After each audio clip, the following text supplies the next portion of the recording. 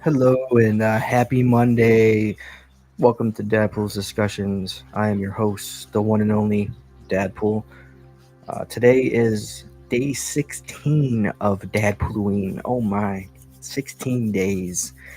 I hope you guys have been enjoying the previous videos put out.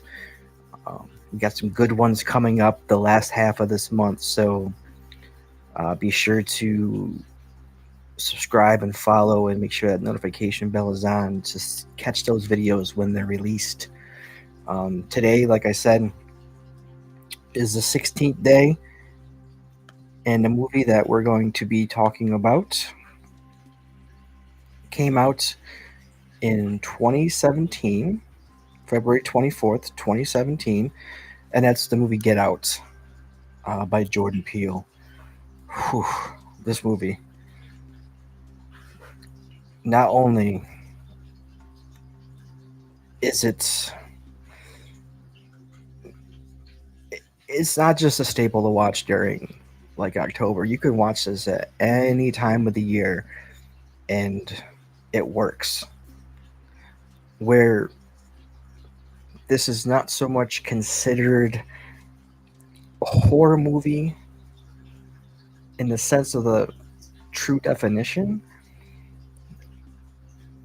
but it can be at the same time because of the horrors that the themes that this movie brings out um, is a um, hugely terrifying for all individuals that sadly enough we continue to go through today in the world. It's racism is there's no need for it. If you don't like someone for whatever reason, then just don't. Keep your comments to yourself. That old saying, if you got nothing nice to say, don't say it. Fortunately, people just don't have the willpower or the patience to just shut their mouth um, at certain times. And so, again, this movie, I did a rewatch of it earlier today, and holy cow! Like, I remember seeing this in theaters because I was a huge Jordan Peele fan. From Key and Peele, and it's just so funny not funny. It's just so refreshing to see a guy who focused mostly on comedy his whole life use that dark humor to turn it into satire and into horror. Um, Big kudos to Jordan Peele. So, and we'll touch on him in a little bit. Let's get into some of the details of the movie, and then we'll get into a quick synopsis and then cover a few things about Jordan Peele and the influence that this movie has on society. Because there's something I found out last night that I think is very interesting. So let's get into it. So, of course, this is the 2017 psychological horror Get Out, written and directed by Jordan Peele, starring Daniel Kaluuya, Allison Williams, Bradley Whitford, Caleb Landry Jones, Stephen Root, Catherine Keener, Lakeith Stanfield, who is so underrated as an actor. I don't think he gets enough love for the roles that he does. And these guys have Daniel Kaluuya and Lakeith Stanfield have a chemistry together, and you could definitely see it on screen that these guys are the future of acting. And if there's no slowing them down. And then Little Rel Howery as Rod Williams, who's Chris Washington's best friend. Like I said, this movie was released in 2017. It's about 104 minutes long. The budget was around $4.5 million, and it took in $255 million during its box office run. So Jordan Peele's Get Out is a satirical horror movie. It's a mashup of Guess Who's Coming to Dinner, sort of like the Stepford Wives. That's more fun and more illuminating. Also, Daniel Kaluuya plays Chris, a black photographer who travels to an affluent suburb with his white girlfriend, Rose, played by Allison Williams, to meet her family. Before they leave, learns that she hasn't told him that he's black, and he's a bit nervous. And as someone watching the movie, you get nervous for him as well. Given that the movie opens with a young black man getting snatched from a suburban sidewalk and thrown into a white car playing Run Rabbit Run, Run Rabbit Run, Run Run Run. It's just a intense opening scene. And I believe that Jordan Peele's influence for that scene came from Halloween, in the neighborhood in that film. So that was a really cool nod to Halloween. But no worries, though. Rose's parents, Dean and Missy, turn out to be conscientious liberals and hugely welcoming. Dean tells Chris that he's even he would vote for Obama a third time, which is ironically something Rose says to Chris in the apartment before they leave, that he would have voted for Obama a third time, and then it's just ironic if the father reiterates that again. And the father is mindful of Chris's awkwardness, how he feels having a black housekeeper, a black gardener who are a couple. Dean insists that the two have been with them a long time and that they're like family. Keyword, like family. In the end of the movie, it's crazy. He's not far off. This is Peele's directorial debut, but it feels like the work of someone who has been making features for years. He uses the widescreen like John Carpenter in Halloween to lull but decenter you. His boo moments make you jump and then laugh at yourself for jumping, then steel yourself to jump again. His surrealist sequences are gorgeously lyrical. His gore, when it finally comes, very Jackson Pollock style. His years crafting sketches for Key and Peele have taught him the difference between parody and satire. There are plenty of savory horror tropes, but Get Out wouldn't work as well if in the real world white people weren't so unconvincing in their assurance that black people have little fear apart from those fascist racist cops and their fascist racist Republican enablers. Peele is after less obvious targets, rich white liberals as black soul suckers. The performances are devilishly clever, heightened but without a whisper of camp. Whitford's Dean is too chummily direct to be hiding anything, right? A villain would be more evasive. Keener is the psychiatrist as warm, tousled Earth Mother.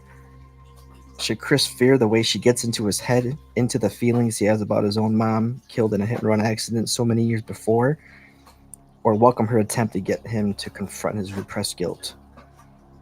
Caleb Landry Jones, one of the more intensively weird actors in movies, plays Rose's brother.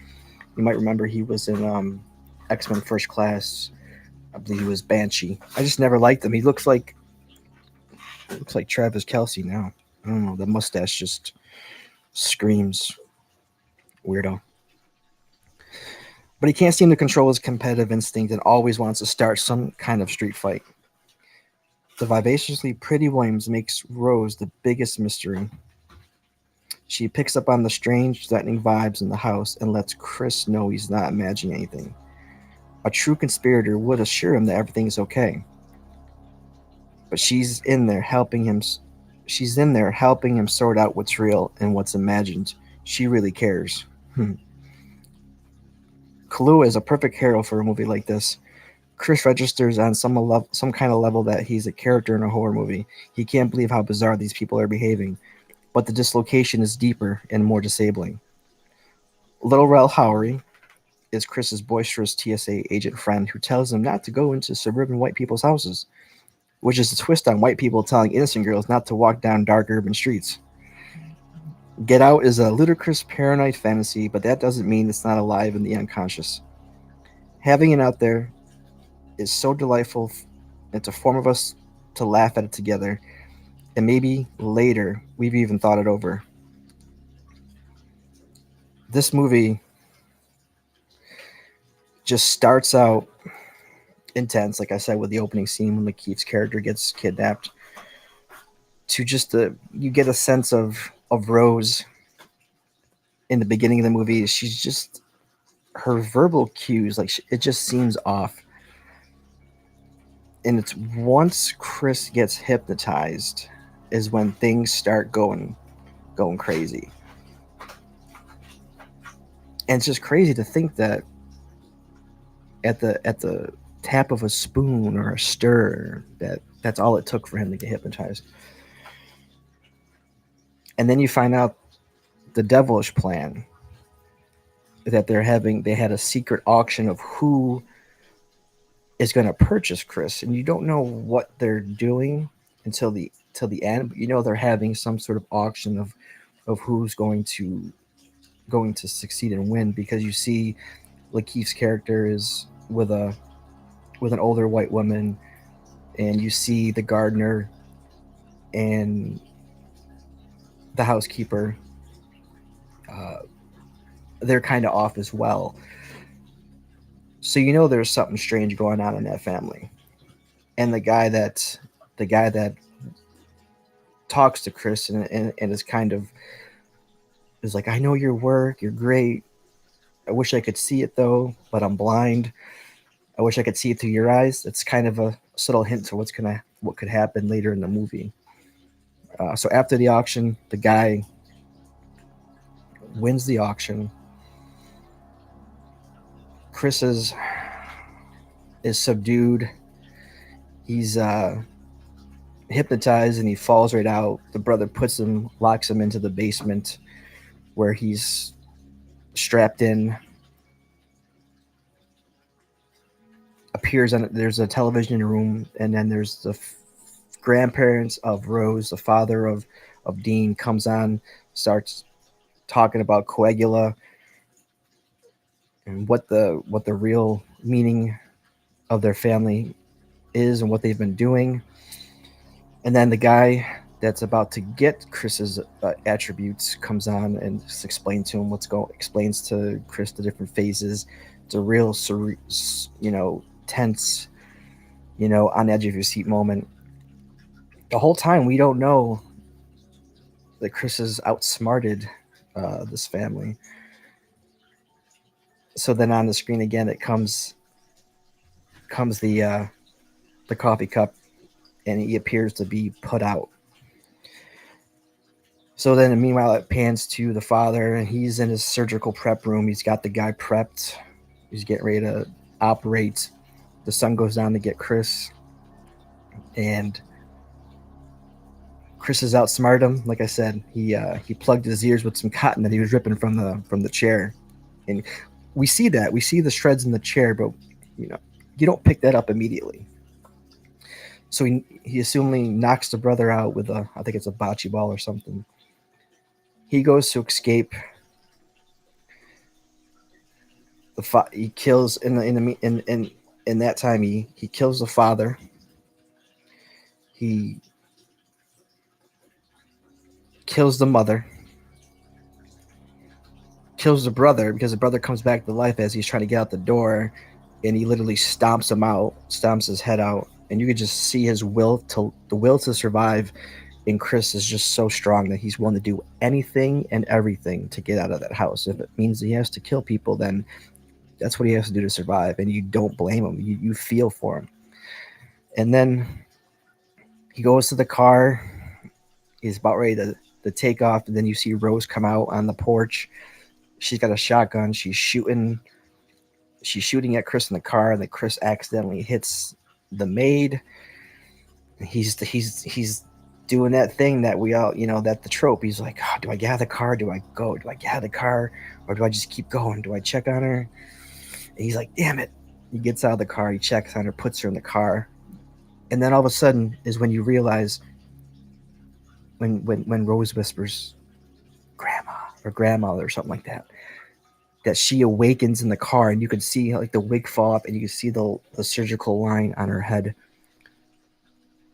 that maid was used to bring back the grandmother that was in the video in the basement. So Chris ends up smashing into a tree. He's okay. The maid dies, and then Chris gets out of the car. Rose is shooting. Then he yells. Then she goes, "Get him, Grandpa," or something like that. And all of a sudden, you see the black guy running. That was the gardener that was running in the beginning of the movie at Chris. He's running, and then you realize that the gardener was kidnapped to make the grandpa come back to life, which is just unreal. This movie is just on so many levels. So then Chris is trying to struggle. He remembers if he snaps the light, that kind of gets him out of their little trance. So then the guy goes, "Let me do it. Let me do it." You think he's going to shoot Chris? Boom. Shoots Rose in the stomach. Rose is out. And then he turns the gun on himself and shoots himself. Rose isn't dead yet. Rose still shows signs of life. Then all of a sudden you hear like a siren. You see a cop car. You think it's the police. I thought it was the police guy that pulled him over. I thought maybe he was in on something, and he was showing up on the scene. But then when the door opens up, it shows airport. You know that's Rod, TSA Rod, and just drives away. And Rod's like, "I told you not to go to this." That white girl says, "I told you not to go there," and happy ending. It's seeing them reunited. You could see the relief on Chris's face. Days out of the situation. This movie just, oof. Like I said, it uses horror as a vehicle to explore complex and thought-provoking themes, primarily focusing on, like I said, racism, privilege, cultural appropriation. It cleverly examines the idea of liberal racism, where well-intentioned white individuals may still harbor deeply rooted prejudices. And that's what makes this movie even scary, because this is probably happening as I'm recording this. It's something like this is probably happening to someone, and it's sad. It's tough, and like this movie just brings it out. It brings out all the emotions. You feel angry. You feel like you want to cry. You're scared. You're biting your nails. I mean, this movie does it all, because it's expertly crafted to build and sustain the tension. This movie. The sense of unease gradually intensifies as Chris uncovers more about the disturbing behavior of Rose's family and their friends.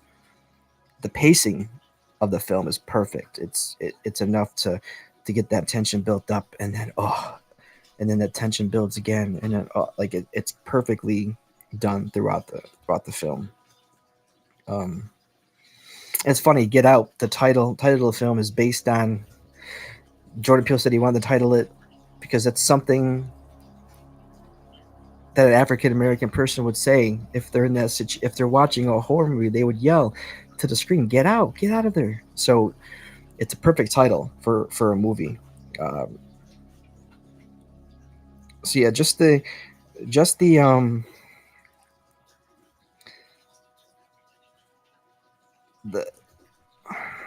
what I want to say, the effect it has on society. This movie influenced so much that Get Out has its own. I was reading about this. Has its own online class about black horror at based on a UCLA college course. Brief synopsis of the article from this site.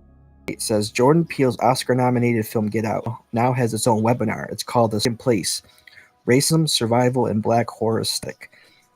Based on the UCLA course on black horror put together by professor and author Tanarive Due, D-U-E, and her husband, science fiction writer and lecturer Stephen Barnes.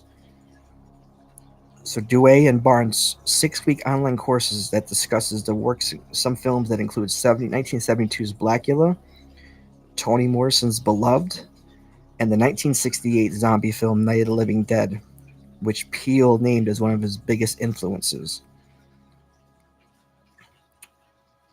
And of course, as of the writing of this article in 2018, it was $348 for the seminar. So it's pretty unreal that this movie not only addresses societal tones and what's going on in certain areas of the country, but it's influenced to the point where it's got its own college course which teaches the effect that black cinema has not only on film itself but on the world, and that's something more rewarding than Jordan Peele becoming the first African American director to make $100 million. Like, I think he is definitely he's definitely a voice and strength for the world, and it's evident in his movies, whether it's Get Out, whether it's Us, Nope, or even him doing the Twilight Zone remake, the TV series. You just see that he's strongly rooted in cinema, and kind of takes in all facets of film and puts his own little like etches his own personality into it. He has his own style similar to, like, what a Tarantino film looks like, so something that's Jordan Peele. You just know by the way it's shot, by the music and the cinematography. Like I said, that you just know it's a Jordan Peele film, and that's remarkable. Like I said, for someone who started off as a comedian, to advance and become such an influential person. But that's my thoughts on it. That's my thoughts on the film. What are your thoughts on Get Out? Have you seen the Get Out yet? I know a lot of people that really haven't seen this yet. And if you have seen it, what are your thoughts on it? Where do you rank it on the film totem pole? Let me know in the comments down below. And is this something do you watch during October? Or if it's just on, you watch, or do you make an effort to put it on? Let me know. So if we just let's scroll through a few images from the film that I pulled. Maybe talk about the scenes real quick. So this scene here, the first one I pulled up, this is where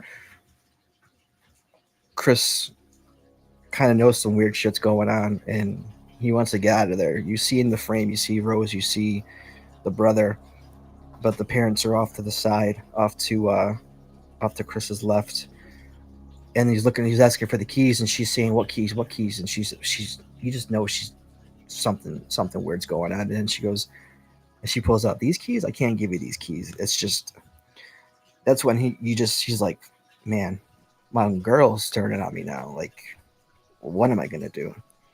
Oh, this is just I like making little images of DadPooL mixed in with the movie. So this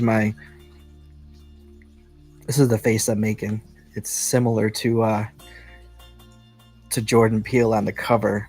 If you look at the original cover of Get Out, and then you look at mine, I know it's just funny, just something to add a little touch of DadPooL to it.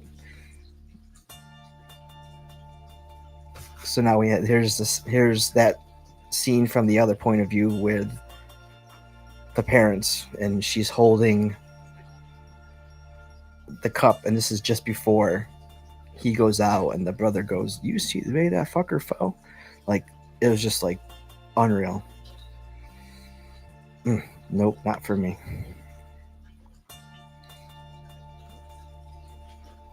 And then here's Chris and Rose in the beginning of the film.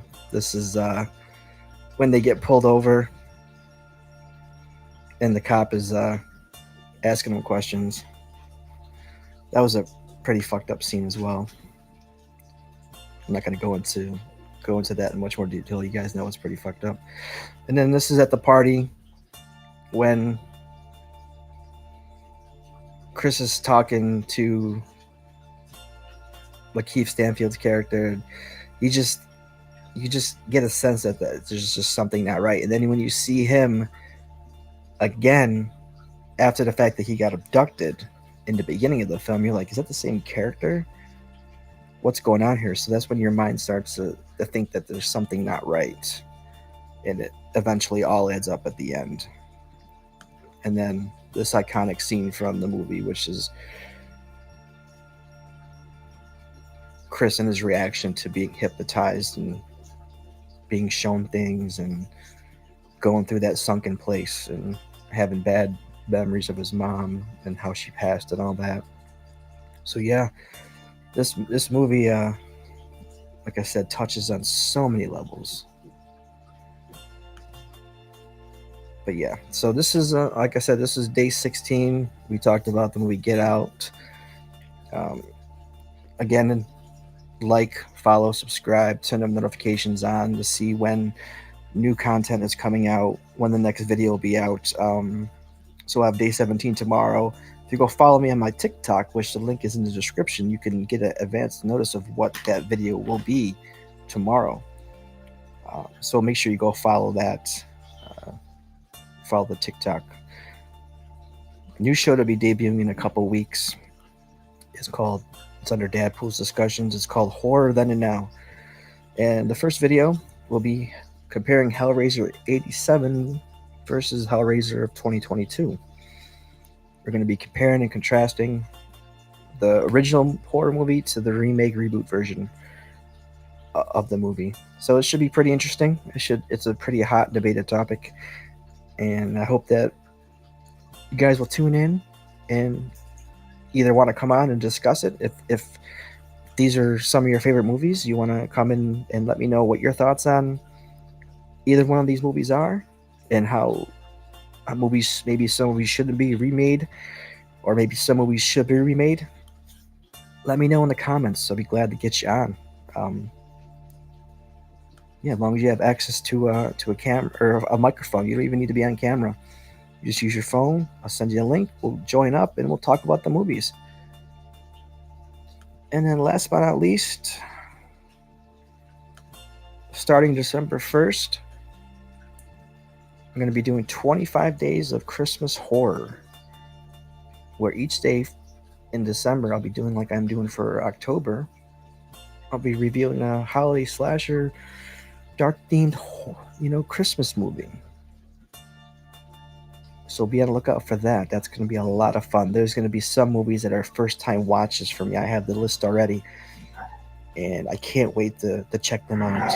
So neither can my dog. You hear in the background, she's so excited for Christmas horror. But that'll do it for today and day 16. I hope you enjoyed the video. I hope you're enjoying this series, DadPooLoWeen, and hope to see you tomorrow in the next video. Well, before I go, just want to say, if you could just do me one thing, couple things, go watch a movie. Plenty of options out there to watch for free. And then hug your loved ones. And till I see you tomorrow, have a great night. Love you.